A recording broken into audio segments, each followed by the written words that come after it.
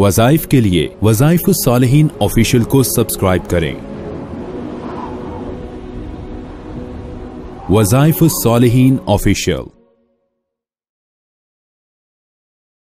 نحمده ونصلي ونسلم على رسوله الكريم اما بعد فاعوذ باللہ من الشیطان الرجیم بسم اللہ الرحمن الرحیم۔ محرم الحرام کے 10 تاریخ کا عاشورہ کے دن کا ایسا مجرب عمل دے رہا ہوں جس کی برکت سے آپ پر رزق کی وسعتیں ہو جائیں گی۔ اللہ آپ کو بے انتہا رزق عطا فرمائے گا اور آپ پر پورا سال رزق کی کمی نہیں ہوگی۔ آپ کے گھر میں فاقہ نہیں آئے گا، غربت نہیں آئے گی، آپ خوشحال ہو جائیں گے، آپ جو ہے مالی لحاظ سے صدقہ خیرات کرنے والے بن جائیں گے اور آپ کو اللہ رب العزت جو ہے معاشی طور پہ مضبوط مستحکم فرما دے گا۔ یاد رکھیں عاشورہ کا دن جو ہے جو صدقہ خیرات کرتا ہے اللہ اس کے گھر میں مال کی فراوانی فرما دیتے ہیں۔ جو انسان 10ویں محرم کو اپنے گھر والوں پر وسعت کرتا ہے، کھانے کی خاندان والوں پہ وسعت کرتا ہے، صدقہ خیرات کرتا ہے، لوگوں کو کھلاتا ہے، اللہ تبارک و تعالی جو ہے پورا سال اس پہ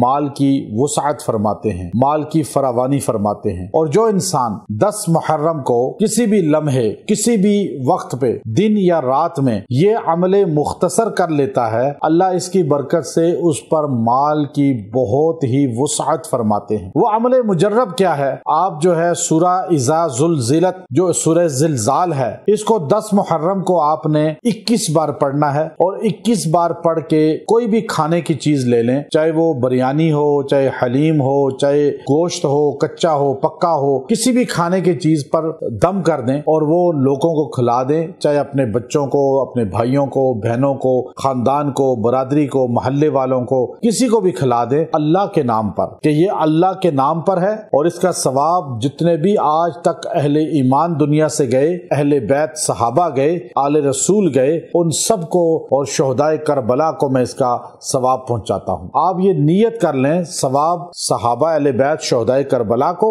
اور نام اللہ کی یہ چیز ہے۔ اب آپ یہ کھلا دیں اور انشاءاللہ العزیز اس کی برکت سے آپ کے مال میں پورا سال فراوانی رہے گی، وسعت رہے گی اور آپ جو ہے تنگ دستی سے بچ جائیں گے۔ آپ کو کبھی پورے سال میں مال کی کمی محسوس نہیں ہوگی اور آپ چیک کر لیں اللہ تبارک و تعالی نے عاشورہ کے دن صدقہ اور خیرات کا بہت ہی زیادہ فضیلت رکھی ہے اور اس لیے روزہ بھی اس دن رکھا جاتا ہے اور لوگوں کو کھلایا بھی جاتا ہے۔ یہ عجیب بات ہے، جس کا روزہ ہے وہ افطاری اس کھانے سے کرے اور جو روزہ نہیں رکھا وہ دن میں کسی ٹائم بھی کھا سکتا ہے۔ اللہ رب العزت نے اس دن کو فضیلت دی ہے اور اس دن کے اندر جو ہے اللہ رب العزت کی طرف سے بڑے اہم واقعات رونما ہوئے۔ آدم علیہ السلام کی تخلیق ہوئی اور اسی طرح آدم جنت میں داخل ہوئے، جنت سے نکالے گئے اور حضرت موسیٰ علیہ السلام جو ہے فرعون سے نجات پا کر کس طرح جو ہے دریا پار ہوئے اور آپ کے قوم کو اللہ نے بچا لیا،